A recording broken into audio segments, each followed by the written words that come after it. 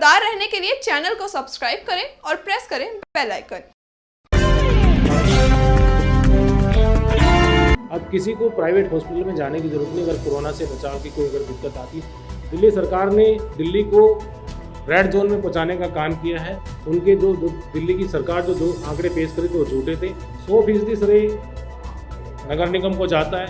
नगर निगम का पैसा देने की बात करते हैं तो अपना पल्ला झाड़ जाते हैं। चिकनगुनिया, बारिश का मौसम है, इस टाइम मलेरिया डेंगू की वो दवाइयों का छिड़काव हो रहा है। नमस्कार, आप देख रहे हैं इंडिया टाइम 24 न्यूज़। आपके साथ मैं हूं प्रवीण और आज मेरे साथ मौजूद हैं बोलिए नेताजी में सागरपुर वार्ड नंबर 31 एस के निगम पार्षद मुकेश सूर्यान, और इन्हें हाल ही में SDM सिख शिक्षा समिति का अध्यक्ष भी चुना गया है। सबसे पहले तो बहुत बहुत बधाई, शुभकामनाएं।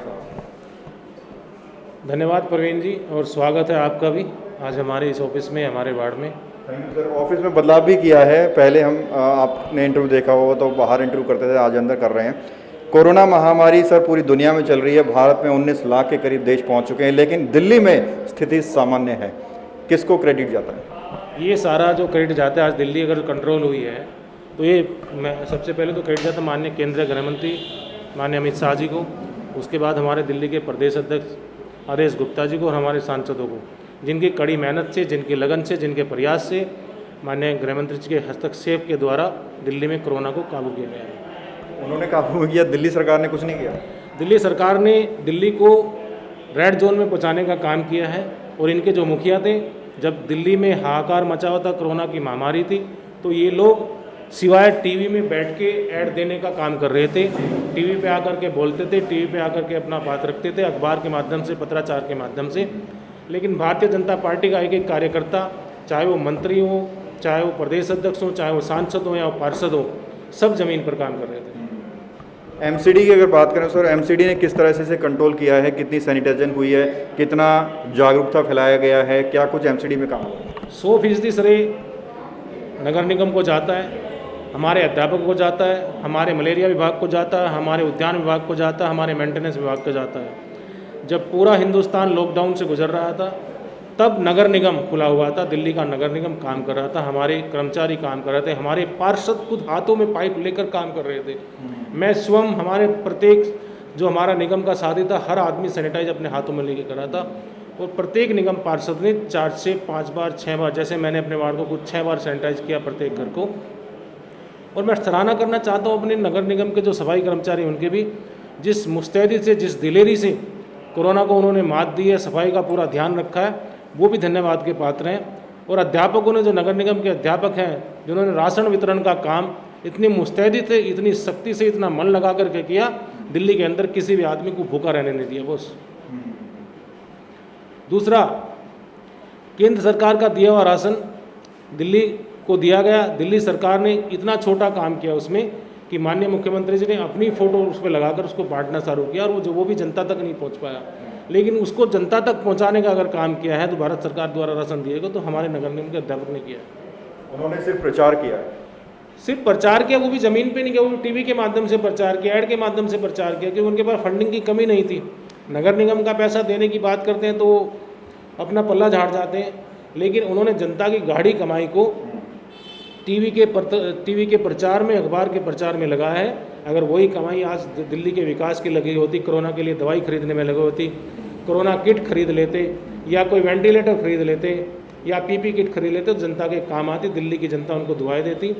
आज पूरी दिल्ली त्रस्त है और माननीय मुख्यमंत्री जी मस्त हैं, उनको जनता से कोई मतलब नहीं है। दिल्ली को रेड जोन से अगर निकाला है तो भारतीय जनता पार्टी ने, भारतीय जनता पार्टी के कार्यकर्ता ने, माननीय गृह मंत्री जी के हस्तक्षेप के बाद जब उन्होंने हाथ में लिया, तब दिल्ली बाहर आई। भगत चंद्रा हॉस्पिटल विश्व की सभी आधुनिक और बुनियादी सुविधाओं से परिपूर्ण एक world class multi specialty hospital, Mahavir enclave, Palam Dawdi road पर स्थित साउथ वेस्ट दिल्ली का एकमात्र मल्टी स्पेशलिटी हॉस्पिटल, जहां 24 घंटे आपकी सेवा में उपलब्ध हैं वेल क्वालिफाइड डॉक्टर्स और हेल्पिंग स्टाफ। डॉक्टर CM भगत द्वारा स्थापित भगत चंद्रा हॉस्पिटल आपकी सेहत का ख्याल रखना ही इसकी प्राथमिकता है, वो भी अफोर्डेबल रेट्स में। मुकेश जी, अभी हाल ही में दिल्ली की जो MCD है, दिल्ली सरकार पर आरोप भी लगाया था कि अभी 2 महीने पहले की बात है कि मौत के आंकड़े कहीं ना कहीं छुपाए जा रहे हैं। और जितनी मौतें हो रही हैं उतनी दिखाई नहीं जा रही हैं। तो मुकेश सूर्यानी इससे इस बात से कितने सहमत हैं? नगर निगम ने दिल्ली सरकार को प्रमाण के आधार पे हमने बात करी थी, हमने उनको प्रमाण दिया है। उनके जो दिल्ली की सरकार जो आंकड़े पेश करे थे वो झूठे थे। जब हमने शमशान घाटों से ब्यौरा मांगा तो वो तथ्य कुछ और ही निकले, सच्चाई सामने निकल के आई। दिल्ली सरकार जो आंकड़े दे रही थी उससे डबल आंकड़े तब तक हो चुके थे। और एक और सवाल मैं आपसे करना चाहूँगा, जिस तरह से आपने बताया कि हमने कंट्रोल किया है, आगे की क्या कुछ रणनीति है और आगे क्या कर रहे हैं कि स्थिति जो है सामान्य बनी रहे? देखिए, एक तो जो अभी जो मोनोपोली चल रही थी 4500 रुपये की, वो भी गृह मंत्री जी से आज की डेट में फ्री होने लगा है। उसको हमने भी 2400 रुपये कर दिया था, फिर अब फ्री हो रहा है। अब प्रत्येक वार्ड में कोरोना टेस्ट फ्री हो रहा है नगर निगम के माध्यम से, भारतीय जनता पार्टी की सरकार के माध्यम से, केंद्रीय भारत सरकार के हस्तक्षेप के बाद में। और हमने 2 बहुत बड़े कोविड सेंटर बनाए हैं। अब किसी को प्राइवेट हॉस्पिटल में जाने की ज़रूरत नहीं अगर कोरोना से बचाव की कोई अगर दिक्कत आती। पहली बात तो सावधानी इसका बचाव है, जितनी आप सावधानी रखें उतना आप स्वस्थ रहेंगे। लेकिन अगर ऐसी कोई स्थिति आती कि आपको क्वारंटाइन होना पड़ता है तो हम लोगों ने 2 अस्पताल बनाए जिसकी कैपेसिटी 10,000 के आसपास है। तो आप पूरी जनता उसको फ़ायदा ले रही है, पूरी दिल्ली उसको फ़ायदा मिल रहा है। मुकेश जी, कोरोना महामारी के वक्त में जिस तरह से कोरोना वॉरियर के तौर पर आप लगे रहे राशन के लिए और लोगों को सामान पहुंचाने के लिए, लेकिन कहीं ना कहीं क्या आपको लगता है कि कोरोना काल की वजह से विकास का कार्य कहीं ना कहीं रुका था और अब जबकि स्थिति सामान्य हो गई है तो इसमें अब रफ्तार देने वाले हैं? देखिए, कोरोना ने जो देश की गति थी उसको तो धीरे किया ही है। विकास के कार्य भी रुक गए थे क्योंकि पूरी जनता अपने आप को, सब लोग अपने आप को बचाने में लगे थे। और हमने अपील भी की थी कि पहले सावधानी बरतनी, कोरोना से बचना है, लॉकडाउन के नियमों का पालन करना है। तो मैं अपने क्षेत्र की जनता का भी धन्यवाद करना चाहता हूँ आपके माध्यम से। मेरे क्षेत्र के प्रत्येक व्यक्ति ने लॉकडाउन के कड़े नियमों का पालन किया, सावधानी बरती, सोशल डिस्टेंसिंग मेंटेन की। और कोरोना काल में जितनी जागरूकता से मेरा क्षेत्र का प्रत्येक व्यक्ति अपनी सावधानी, सफाई के साथ, स्वच्छता के साथ हमारे वार्ड को सुंदर और स्वस्थ बनाने में हमारा सहयोग कर रहा है, हम उसका भी धन्यवाद करते हैं। मुकेश सूर्यानी के वार्ड भी 31 में क्या कुछ ऐसे प्रोजेक्ट्स चल रहे हैं जिनका फ़ायदा आने वाली टाइम पर क्षेत्रवासियों को होने वाला है? देखिए, अभी हमने सड़कों का निर्माण भी चालू कर दिया है। जो चिकनगुनिया, बारिश का मौसम है, इस टाइम मलेरिया, डेंगू की वो दवाइयों का छिड़काव हो रहा है। उसके साथ साथ सैनिटाइज भी हम लगातार कर रहे हैं। वो सब चीज़ें विकास के कार्य चल रहे हैं। एक आखिरी मैं चाहूँगा आप एक अपील क्षेत्रवासियों जनता से करें कि वो कैसे कोरोना काल में अपना ध्यान रखें, क्या कुछ प्रिकॉशन करें? सावधानी बरतें, सोशल डिस्टेंसिंग मेंटेन करें, दूरी बना के रखें, सैनिटाइज का उपयोग करें, बार बार हाथ धोएं, मास्क का उपयोग करें और भीड़ भाड़ वाले एरिया में जाने से बचें। ऐसी मैं अपने सभी क्षेत्रवासियों से प्रार्थना करता हूं। जब बहुत ही ज़रूरी हो तो जाएं, अदरवाइज कोशिश करें कि वर्क टू होम करके उसको अगर काम चल सकता है उसको चलाएं। सर, हाल ही में जो पद आपको दिया गया है SDMC में शिक्षा समिति के अध्यक्ष, इसमें क्या कुछ भूमिका आपकी रहेगी? सर, वैसे तो मैं पहले से शिक्षा को लेकर काफ़ी जागरूक हूँ। जब मैं जोन का चेयरमैन था तब मैंने काफ़ी चीज़ें की थी। आने वाले समय में नगर निगम के अंदर, शिक्षा के अंदर आपको कई सारे बड़े चेंजेस देखने को मिलेंगे।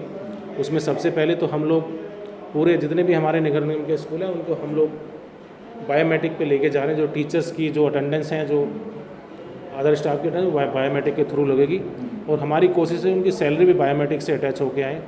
दूसरा, हमारा जो मिड डे मील है उसमें सुधार करेंगे। यूनिफॉर्म हमने ऑलरेडी सुधार कर चुका है। और हम लोग आज की डेट में भी, अभी भी कोरोना काल के अंदर भी 50% विजुअलाइजेशन ई क्लासेस ले रहे हैं। और हमारी कोशिश रहेगी हमारा जो आने वाला लर्निंग प्रोसेस है उसको हम ई लर्निंग पे लेके जाएंगे और हमारा हर स्कूल स्मार्ट होगा और मीडियम इंग्लिश होगा। अभी दिल्ली में स्कूल खुलने का आप समर्थन करते हैं? देखिए, अभी तो जैसे जैसे संकट खत्म हो रहा है तो मुझे लगता है कि आने वाले समय में स्कूल खुल जाएंगे। और जो एक डर सा जो लोगों के अंदर बैठा हुआ है, हम इस डर को भी लेकर के सबको जागरूक करें कि ऐसी घबराने वाली कोई बात नहीं है। अगर हम साफ़ सफाई और दूरी बना के रखेंगे तो कोरोना हमारा कुछ नहीं बिगाड़ पाएगा। चलिए, बात करने के लिए बहुत बहुत शुक्रिया, धन्यवाद। तो ये थे मेरे साथ वार्ड नंबर 31S के निगम पार्षद मुकेश सूर्यानी जी, जिन्होंने कोरोना के बारे में, विकास के बारे में, इनकी जो योजनाएं चल रही हैं क्षेत्र में उसके बारे में तमाम बातचीत की। और इसी तरह से हम आपको बोली नेताजी में अलग अलग नेताओं से, अलग अलग शख्सियत से मिलवाते रहेंगे। कैमरा जर्नलिस्ट नीरज के साथ प्रवीण, इंडिया टाइम 24 न्यूज़। नमस्कार। खबरों से खबरदार रहने के लिए चैनल को सब्सक्राइब करें और प्रेस करें बेल आइकन।